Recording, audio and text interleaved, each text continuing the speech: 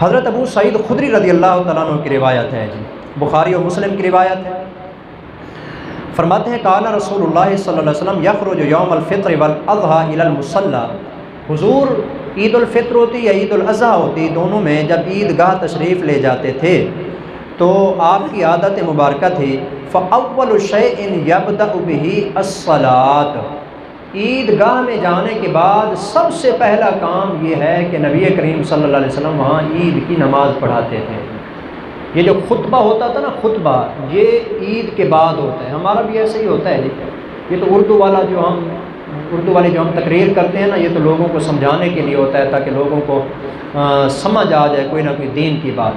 اصل خطبہ وہی ہے جو عید کے بعد ہوتا ہے جی۔ اسی طرح جو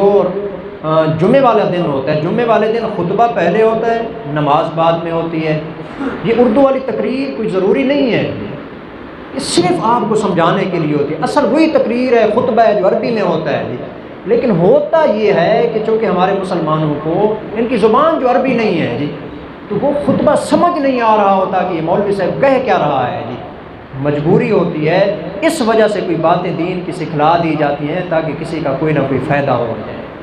تو اگر کسی جگہ پر ایسا سسٹم ہے، لوگ عربی جانتے ہیں، یہ پہلے والی جو تقریریں ہوتی ہیں عید سے پہلے یا جمعے سے پہلے، ان کی کوئی ضرورت نہیں ہے، بس وہی والی تقریر کافی ہو جاتی ہے۔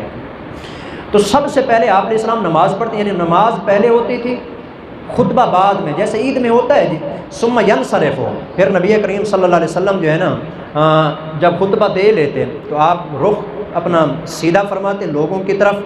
متوجہ ہوتے، فیقوم مقابل الناس والناس جلوس علی صفوفہم، لوگ اپنی اپنی صفوں میں بیٹھے رہتے، حضور یوں نہ سیدھے کھڑے ہو جاتے جی، اور کھڑے ہو کر فیعظہم ویوصیہم، نبی کریم صلی اللہ علیہ وسلم لوگوں کو وعد و نصیحت فرماتے اور ان کو دین کے بارے میں وصیتیں فرماتے، دنیا سے بے رغبت کرتے اور دین کی اور آخرت کی رغبت دلاتے۔